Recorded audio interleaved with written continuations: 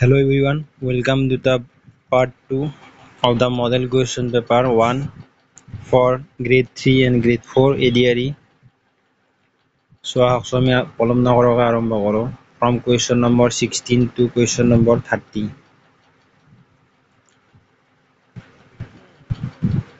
So question number 16 to দিয়া আছে if p equals to so ইয়াত এইটো x square হ'ব লাগিছিল x square minus 36 divided by x square minus 49 আৰু q ৰ ভ্যালুটো হ'ল q equals to x plus 6 divided by x minus 7 আমাক উলিয়াব হৈছে p by q so p by q হলে কি হ'ব x square প্ৰথম p টো লিখি লও 36 মানে 6 square divided by x square minus 7 square into so এইটো উল্টি যাব যেহেতু q আছে তলত সেইভাবে তলত হ'ব x plus 6 এইটো a square minus b square ফৰ্মুলাত ভাঙি দিলে x plus 6 আৰু x minus 6 হ'ব আৰু হ'ব x minus 6 divided by x minus 7 x plus 7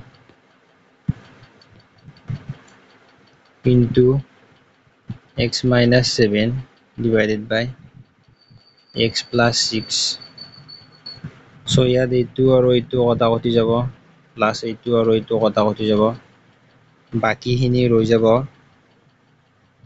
বাকি এইটো ৰৈ যাব x minus 6 divided by x plus 7 গতি ইয়াৰ question number 4 option number 4 টো ৰাইট হ'ব x minus 6 divided by x plus 7 next question the expression x plus 809436 into 809438 এই এক্সপ্ৰেছনটোত কি হ'ব লাগে এইটো এটা পারফেক্ট স্কোয়ার নাম্বার যদি এইটো পারফেক্ট স্কোয়ার নাম্বার অর্থাৎ এটা নিখুঁত বর্গ হয় তেন্তে x ৰ মান কিমান হ'ব এইটো উলিয়াব দিছে আমাক গতিকে আমি এনেকৈ লিখিব লাগিব যে এটুক আমি ভাঙি দিব লাগিব এটু আমি a plus b a minus b ফর্মুলাত ভাঙি দিব পাৰো অৰ্থাৎ 809437 minus 1 whole into 809438 plus 1 এনেকুৱাকে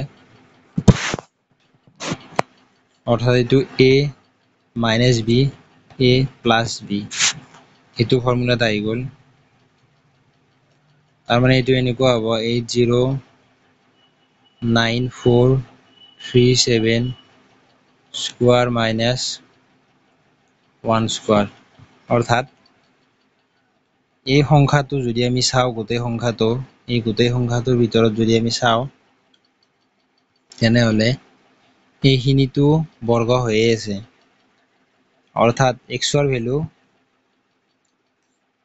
আৰু বাকি কি ৰল বাকি ৰল x minus 1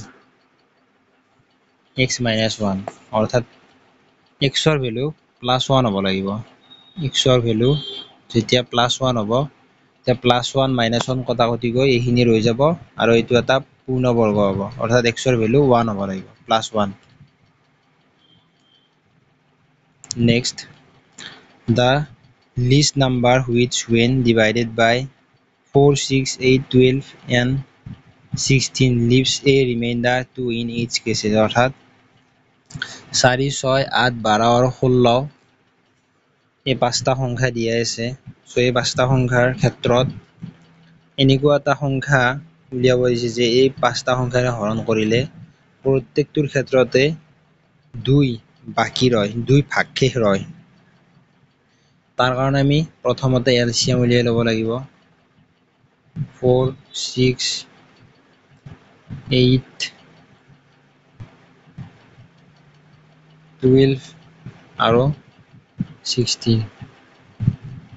চ' ইয়াত 4 দি যাব, 4 দি একবাৰ, 6ক 4 দি নাযায়, 8ক 2 বাৰ যাব, 12ক 3 বাৰ, 16ক 4 বাৰ, তাৰপিছত 3 দি যাব, 3 ৰে 6ক 2 বাৰ, 2ক নাযায়, 3ক একবাৰ, 4ক নাযায়, তাৰপিছত 2 ৰে যাব, 2 ৰে একবাৰ আৰু 4ক 2 বাৰ, অৰ্থাৎ লসাগু হ'ব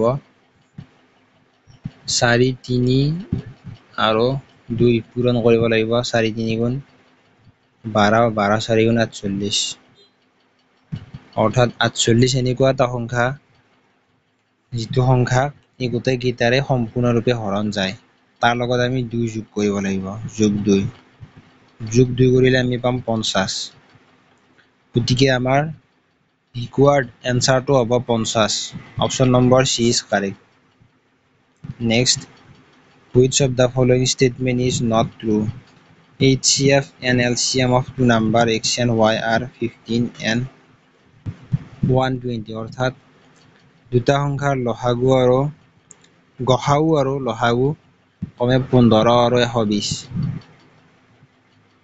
চ' নেক্সট অপশ্যনটো চাওঁ, দুটা সংখ্যাৰ গসাউ আৰু লসাগু 20 আৰু 250। দুটা সংখ্যা x y লসাগু আৰু গসাউ 70 আৰু 14। তাৰপিছত দুটা সংখ্যা x আৰু y লসাগু আৰু গসাউ 290 আৰু 58। অৰ্থাৎ আমি যদি চাওঁ দুটা সংখ্যাৰ লসাগু আৰু গসাউ, তেনেহ'লে এই সংখ্যা দুটাৰ গসাউৰে লসাগুক সম্পূৰ্ণৰূপে হৰণ যায়, অৰ্থাৎ ডিভিজিবল হয়। LCM is always divisible by HCF. চ' ইয়াত যদি চাওঁ 15ৰে 120ক হৰণ যায়, 20ৰে 250ক হৰণ নাযায়। গতিকে অপশ্যন নম্বৰ 2টো হ'ব। বাকী কেইটাৰ ক্ষেত্ৰত 14ৰে 70ক যায়, 50ৰে 290ক ডিভিজিবল হয়। নেক্সট, 1ৰ পৰা 100ৰ পূৰ্ণ সংখ্যাৰ মাজত যমজ মৌলিক সংখ্যা কিমান? আমাক ইয়াত সুধিছে যে 1ৰ পৰা 100ৰ ভিতৰত পূৰ্ণ সংখ্যাৰ মাজত যমজ মৌলিক সংখ্যা। চ' মৌলিক সংখ্যাবিলাক যিবিলাকৰ কোনো উৎপাদক নাথাকে 1 আৰু সেই সংখ্যাটোৰ বাহিৰে, কিন্তু আমাক সুধিছে যমজ মৌলিক, অৰ্থাৎ twin prime number. Twin prime number সেইবিলাক নম্বৰ যিবিলাক নম্বৰৰ মানে একেলগে থকা দুটা প্ৰাইম নম্বৰ, যেনে 3 5, এইটো এটা টুইন প্ৰাইম নাম্বাৰ। তাৰপিছত 5 আৰু 7 হ'ব একেলগে থকা দুটা প্ৰাইম নাম্বাৰ, যেনে 11 আৰু 13, এইটো এটা। তাৰপিছত 17 আৰু 19, এইটো এটা। তাৰপিছত 29 আৰু 31, তাৰপিছত 41 43, তাৰপিছত 59 61 আৰু 71 73। চ' এইকেইটা হ'ব আমাৰ টুইন প্ৰাইম নাম্বাৰ 1ৰ পৰা 100লৈকে। মুঠতে 1 2 3 4 5 6 7 8টা। So' answer is option number 1 8। Next, মিনাই 20 দিনত এটা কাম কৰিব পাৰে, কুমাৰে 30 দিনত কৰিব পাৰে। অৰ্থাৎ মিনাই 20 দিনত কৰে আৰু কুমাৰে 30 দিনত কৰে, একেটা কামে কৰে। 30 আৰু 20ৰ লসাগু হ'ব 60, 20ৰে 60ক 3 বাৰ যাব,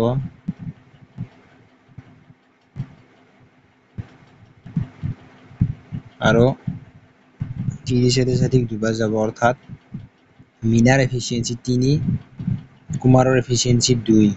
তাৰমানে মিনাই একদিনত কামটোৰ 3 অংশ কৰিব পাৰে আৰু কুমাৰে একদিনত 2 ইউনিট কৰে কামটোৰ।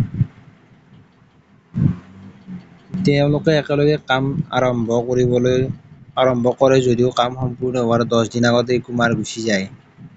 অৰ্থাৎ কুমাৰে শেষৰ 10 দিন কাম নকৰে। কিমান দিনত মুঠ কাম সম্পূৰ্ণ হয়? যদি কুমাৰে শেষৰ 10 দিন কাম নকৰে তেনেহলে কিমান দিন লাগিব? আমি প্ৰথমতে উলিয়াই লওঁ, যদি তেওঁলোকে একেলগে কৰে কিমান দিনত কৰিব? এফিচিয়েঞ্চি, মিনাৰ এফিচিয়েঞ্চি 3, কুমাৰৰ এফিচিয়েঞ্চি 2, 2, 3, 5, 5ৰে 60 হৰণ কৰোঁ, 5 1 গুণ 5, 5 2 গুণ 10, অৰ্থাৎ 12।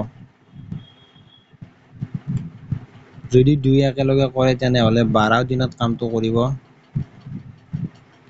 12 দিনত কামটো শেষ কৰিব পাৰে। কিন্তু কুমাৰেতো 10 দিন আগত গুচি যায়, অৰ্থাৎ 2 নম্বৰ দিনাখনে কাম কৰি কুমাৰে গুচি যায়, অৰ্থাৎ 2 দিন একেলগে কাম কৰে। অৰ্থাৎ মীনা আৰু কুমাৰে 2 দিন একেলগে কাম কৰে। বাকী 10 দিনটো কুমাৰে কাম নকৰে। 2 পূৰণ 2ৰে 3 আৰু 2 এফিচিয়েঞ্চি 5, অৰ্থাৎ 10 ইউনিট 10টা কাম কৰে। 60 ইউনিটৰ ভিতৰত 10টা ইউনিটৰ কাম কৰে প্ৰথম 2 দিনত। বাকী ৰ'ল 50টা ইউনিট। সেই 50টা ইউনিটৰ কাম মীনা অকলে কৰে। মীনাৰ এফিচিয়েঞ্চি হ'ল 3, 3 দি যদি হৰণ কৰোঁ, 3 গুণ 3, 3 6 গুণ 18, 16 সমস্ত 3/2, অৰ্থাৎ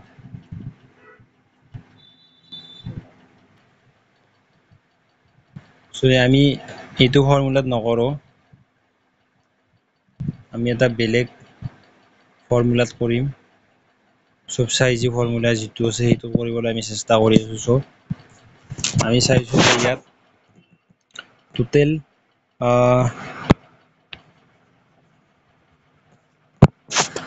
টোটেল 60টা কাম আছে। গতিকে টোটেল এফিচিয়েঞ্চি হ'ল 3 যোগ 2 5 এফিচিয়েঞ্চি টোটেল, আৰু টোটেল কাম আছে 60 কাম। 60 কামৰ লগত যোগ দিব লাগিব যিখিনি কাম 10 দিন, 10 দিনৰ কাম যোগ দিব লাগিব কুমাৰৰ 10 দিনৰ কাম। 10 2 গুণ 20, অৰ্থাৎ কুমাৰে 10 দিন আগতে এৰি থৈ গ'ল, সেইকাৰণে কুমাৰৰ 10 2 গুণ 20 কাম যোগ দিব লাগিব। 20 কাম যোগ দিলে আমি পাম 80/15/5। ইয়াত 5 1 গুণ 5, 3 0, 5 6 গুণ 30, অৰ্থাৎ 16 দিন।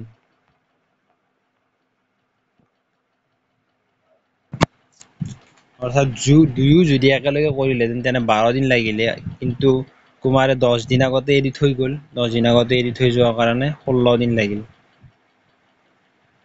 মানে 4 দিন বেছি লাগিল। এনচাৰ হ'ব D 16 দিন। নেক্সট কুৱেশ্যন, চিৰিয়াখানা এখনত শহাপহু আৰু কপৌ আছে। মূৰ গণিলে 340টা মূৰ আৰু ভৰি গণিলে 1060খন ভৰি। কপৌ চৰাইৰ সংখ্যা উলিয়াব দিছে। অৰ্থাৎ মূৰ গণিলে ৰেবিট প্লাছ পিজিয়ন 340, তাৰপিছত ভৰি গণিলে শহাপহুৰ 4খন, 4 into ৰেবিট প্লাছ কপৌ চৰাইৰ 2খন, PR বুলি ধৰি লৈছোঁ আমি, টোটেল 1060। ইয়াত যদি আমি R ৰ ভেলুটো বহাই দিওঁ তেতিয়াহ'লে কিমান হ'ব? 4 into 340, 4 4 গুণ 16, 4 3 গুণ 12, 0,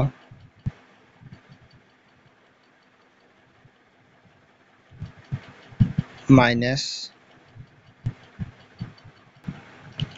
আৰু ভেলুটো হ'ব 340 মাইনাছ পি অৰ্থাৎ 4p minus 4p plus 2p equals to 1060 ইয়াত হ'ব minus 2p আৰু এইটো সেইফালে লৈ গ'লে 1260 minus 1060 1260 minus 1060 200 হ'ব minus 200 অৰ্থাৎ মাইনাছে মাইনাছে কেনচেল যাব আৰু p ৰ ভেলু হ'ব সো ইয়াৰ এইটো 1260 নহয় 1360 হ'ব আনসাৰ 1360 হ'লে 300 হ'ব 2ৰে 300 যদি হৰণ কৰোঁ 150 হ'ব অৰ্থাৎ তাতে কপৌ চৰাই 150টা আছে চিৰিয়াখানাত option number B is correct next এটা কামৰ 5/8 অংশ 10 দিনত সম্পূৰ্ণ হয় যদি ব্যক্তিজনে একে গতিৰে কাম কৰে তেন্তে কামটো সম্পূৰ্ণ কৰিবলৈ কিমান দিন লাগিব মানুহজনে সমান জোচেৰে কামটো কৰে কৰিলে 5/8 কাম 10 দিনত সম্পূৰ্ণ হয় তেনেহলে মানুহজনৰ কামটো সম্পূৰ্ণ কৰিবলৈ কিমান দিন লাগিব মানে টোটেল কামটোৰ 8 হ'ল টোটেল ইউনিট 5 ইউনিট হ'ল কাম কৰিছে অৰ্থাৎ 5 ইউনিট আমি অনুপাতত ভগাই দিওঁ 5 ইউনিট কাম কৰোতে 10 দিন লাগে 8 ইউনিট কৰোতে কিমান দিন লাগিব অৰ্থাৎ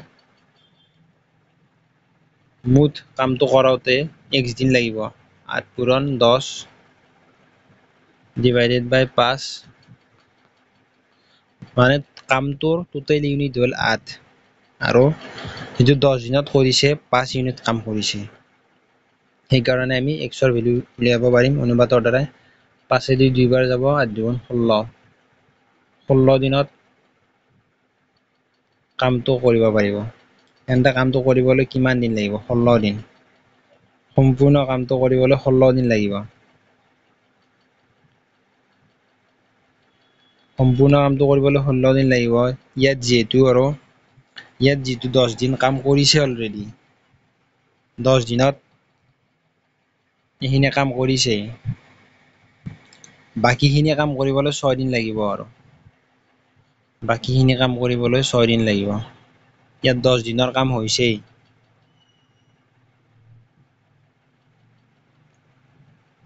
যেহেতু 8 ইউনিটৰ কাম 16 দিনত লাগে বাকি 3 ইউনিটৰ কাম 6 দিনত কৰিব option number C is correct next 9 জন ব্যক্তিৰ ভিতৰত 8 জন ব্যক্তিয়ে 50 টকা খৰচ কৰে তেওঁলোকৰ খাদ্যৰ বাবে 30 টকাকৈ খৰচ কৰে নৱম জনে সো আমি ইংৰাজীত পঢ়ো অসমীয়াত অলপ ভুল হৈ আছে out of 9 person 8 person spend 30 each for their meals the 9 one spend 20 more than average expenditure of all 9 the total money spent by all of them was অৰ্থাৎ 9 জন ব্যক্তি আছে 8 জনে খোৱাৰ কাৰণে 30 টকাকৈ খৰচ কৰে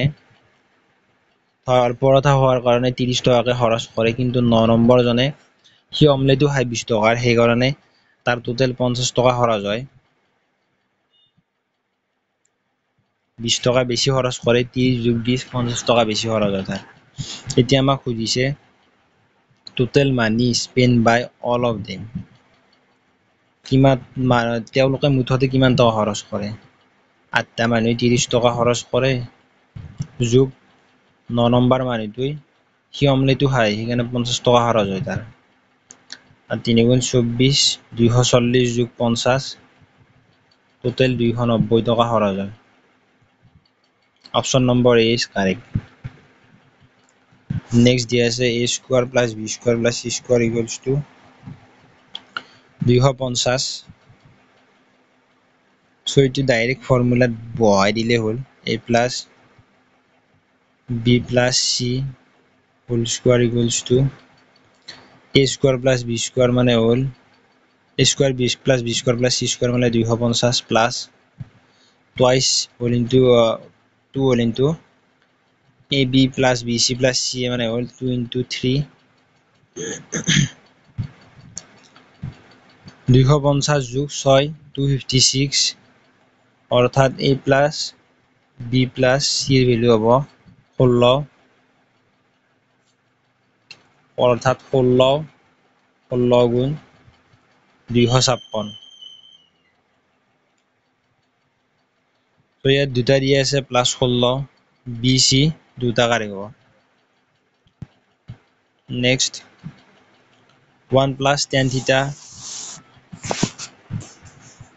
plus sec theta পূৰণ whole into 1 plus cot theta minus cosec theta এইটো কেনেকুৱা হ'ব আপোনালোকে ভিডিওটো পজ কৰি কুৱেশ্যনটো প্ৰথমতে ট্ৰাই কৰি ল'ব পাৰে তাৰ পিছত আপোনালোকে আনসাৰটো চাব পাৰে মিলিছে নে মিলা নাই সো আহকচোন আমি এইটো সলভ কৰিবলৈ চেষ্টা কৰোঁ ইয়াত আমি 10ক ভাঙি ল'ব লাগিব সো ইয়াত যদি স্কোয়াৰ থাকিলে 10 স্কোয়াৰ থাকিলে 1 plus tan square cot square এনেকুৱাকৈ আমি ভাঙি ল'ব পাৰে কিন্তু স্কোয়াৰ নাই গতিকে আমি sin cosত ভাঙি ল'ম সব গোটেইবিলাক sin cosত ভাঙি ল'ম sin theta divided by cos theta sec theta মানে হ'ল cosৰ উল্টা 1 by cos theta whole into 1 plus cos theta by sin theta minus 1 by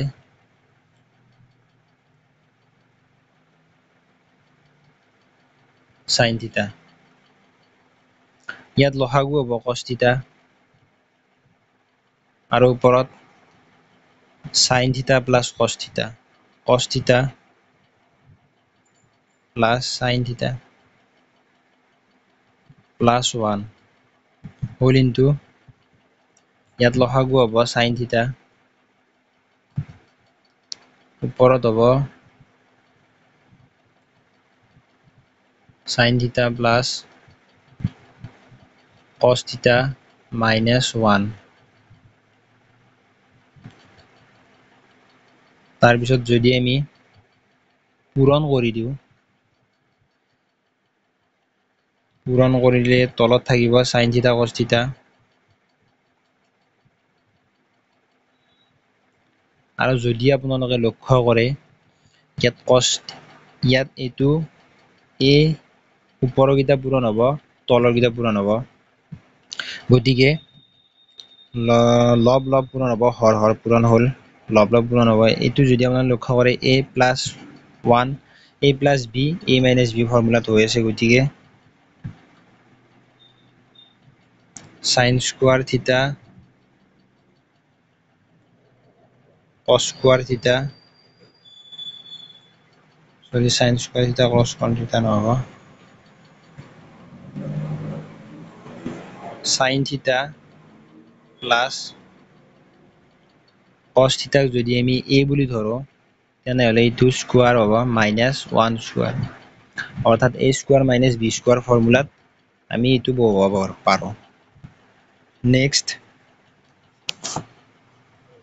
সেইটো ভাঙি দিব লাগিব sin square theta plus cos square theta plus twice cos theta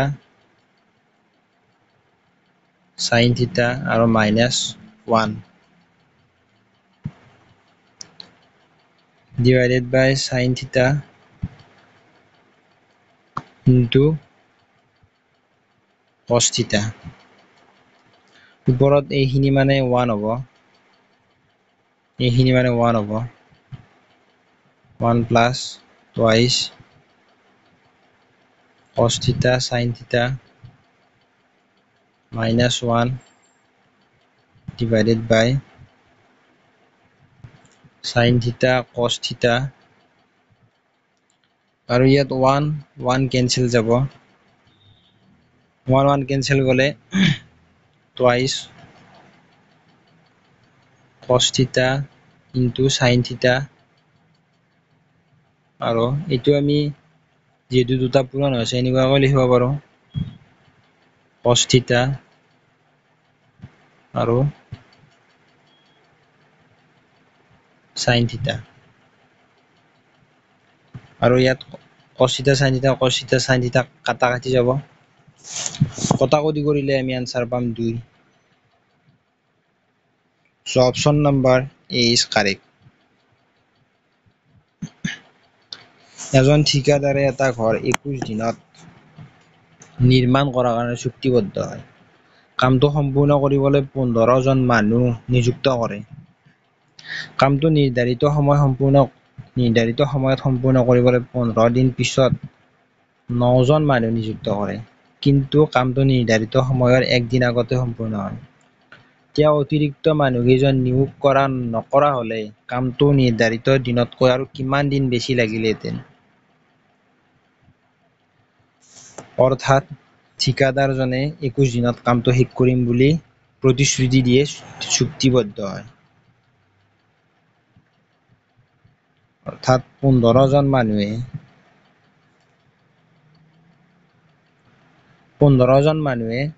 15 দিন কাম কৰে প্লাস 15 দিন পিছত আৰু 9 জন মানুহ আহি যায় 15 যোগ 9 24 জন মানুহ আহি যায় 24 জন মানুহ আহি একদিন আগত কামটো শেষ কৰে তাৰ মানে 20 দিনত কামটো শেষ কৰে 20 নম্বৰ দিনত কামটো শেষ কৰিলে 15 পৰা 20 লৈকে 5 আছে তাৰ মানে 5 দিন কাম কৰে 24 জন মানুহে 5 দিন কাম কৰে গতিকে টোটেল কামটো আমি উলিয়াবলৈ চাই আছো টোটেল ইউনিট আমাক লাগে কামৰ ইউনিট 24 পূৰণ 5 120 অৰ্থাৎ মুঠতে 345 টোটেল কাম অৰ্থাৎ মানুহকেইজনে 345ৰ কাম কৰে যদি এই 9 জন মানুহ নাহা হলে টোটেল কাম 345 divided by 15টা মানুহে এইখিনি কাম 15 2 গুণ 30 15 3 গুণ 45 23 দিন লাগিলে যদি মানুহকেইটা নাহিলহেঁতেন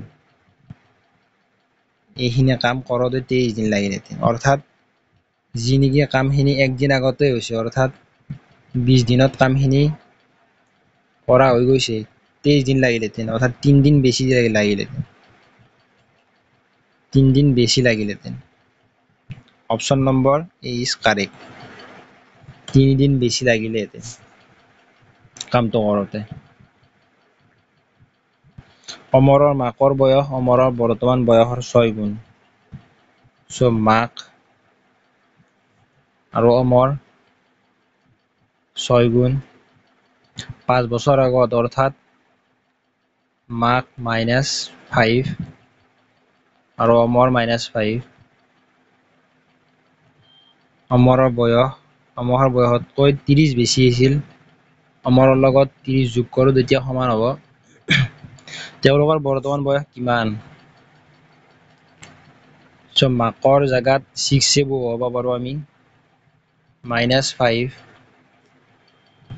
a plus 25 এইটো এফালে লৈ আহিলে 5 হ'ব 5টো সেফালে নিলে 30 হ'ব গতিকে অমৰৰ বয়স হ'ল 6 বছৰ অমৰৰ বয়স 6 বছৰ অমৰৰ বয়স 6 হলে মাকৰ বয়স 36 বছৰ অৰ্থাৎ 6 পূৰণ 6 36 option number A is correct next এটা কোম্পানীৰ 40 জন কৰ্মচাৰীৰ গড় বয়স 25 বছৰ যদি এজন নতুন কৰ্মচাৰী বয়স অন্তৰ্ভুক্ত কৰা হয় তেন্তে গড় বয়স 3 মাহ বৃদ্ধি পায় নতুন কৰ্মচাৰীজনৰ বয়স কিমান ইয়াত এইটো প্ৰশ্ন আপোনালোকে পজ কৰি লৈ চেষ্টা কৰিব পাৰে, তাৰপিছত এনচাৰটো চাই ল'ব পাৰে। চ' ইয়াত আমাক কৈছে 40 জন কৰ্মচাৰী আছিলে, কিন্তু শেষত 41 জন কৰ্মচাৰী হ'ল। সেই 41 জন কৰ্মচাৰী যেতিয়া এড হ'ল, গড় বয়স 3 মাহ বৃদ্ধি পালে, অৰ্থাৎ 25 বছৰ 3 মাহ। 25 বছৰ 3 মাহক আমি এটা গড় দি আছে, প্ৰথম গড়টো A বুলি ধৰো আমি, 25 বছৰ প্ৰথম গড়, ছেকেণ্ড গড়টো কিমান হ'ব, 25 বছৰ 3 মাহ, 25 year 3 month, এইটোক আমি পইণ্টত নিব লাগিব। 3 মাহক পইণ্টত নিলে কিমান হ'ব, এক মাহ মানে হ'ল 12/1, 3 মাহ মানে হ'ব 12/3, অৰ্থাৎ 1/4, 1/4 মানে হ'ল 0.25, অৰ্থাৎ 25.25।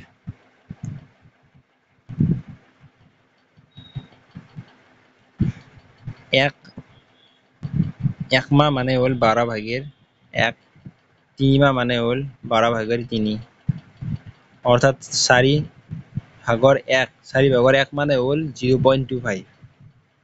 চ' এনেকুৱাকে আমি পইণ্টত উলিয়াই ল'লো।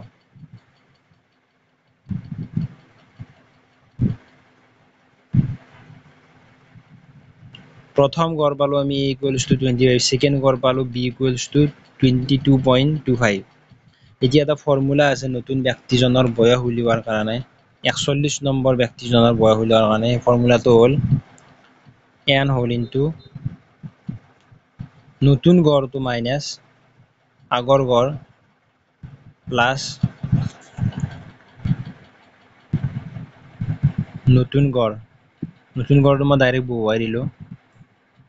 n মানে হ'ল প্ৰথমতে যিমান কেইজন ব্যক্তি আছিল 40 জন, b মাইনাছ a কৰিলে আমি পাম 0.25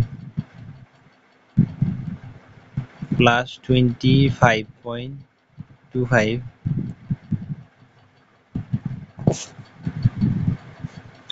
তাৰপিছত 40 পূৰণ 0.25 কৰিলে আমি পাম 40 পূৰণ 0.25, আমি 10 পাম, যোগ 25.25, অৰ্থাৎ 35.25। 0.25 মানেতো 3 মাহ, গতিকে 35 বছৰ 3 মাহ is the right answer. Next and last question. এটা ঋতুত এটা স্থানীয় ক্ৰিকেট দলে 20খন খেল খেলিছিল। তেওঁলোকে ইয়াৰ 25% খেলত জয়ী হৈছিল। তেওঁলোকে কিমানখন খেলত জয়ী হৈছিল? 20খন খেল খেলিছিল, 20 পূৰণ 25% মানে 25/100, 25ৰে হওক 4 বাৰ, 4ৰে 20ক 5 বাৰ, অৰ্থাৎ 5খন খেলত তেওঁলোকে জয়ী হৈছিল। Option number A is correct. Thank you everyone. ভিডিঅ'টো যদি আপোনালোকে ভাল লাগিল চাই, তেনেহ'লে লাইক, শ্বেয়াৰ এণ্ড কমেণ্ট কৰিব। আমাৰ চেনেল অসম জ্ঞান সৌৰভটো আপোনালোকে লাইক, শ্বেয়াৰ এণ্ড ছাবস্ক্ৰাইব কৰিব। হোৱাটছআপ চেনেল অসম জ্ঞান সৌৰভত জইন হৈ ল'ব, যাতে আপোনালোকে নতুন নতুন কাৰেণ্ট এফেয়াৰ্ছবিলাক পাই থাকে। Plus GK GS related, social science related সকলোবিলাক নোটছ আপোনালোকে তাত পাব। তাৰপিছত আপোনালোকে আমাৰ টেলিগ্ৰাম চেনেলত জইন হৈ ল'ব, অসম জ্ঞান সৌৰভ, আৰু আমাৰ অফিচিয়েল ফেচবুক পেজ অসম জ্ঞান সৌৰভটো লাইক এণ্ড শ্বেয়াৰ কৰিবলৈ নাপাহৰিব। থেংক ইউ, ধন্যবাদ।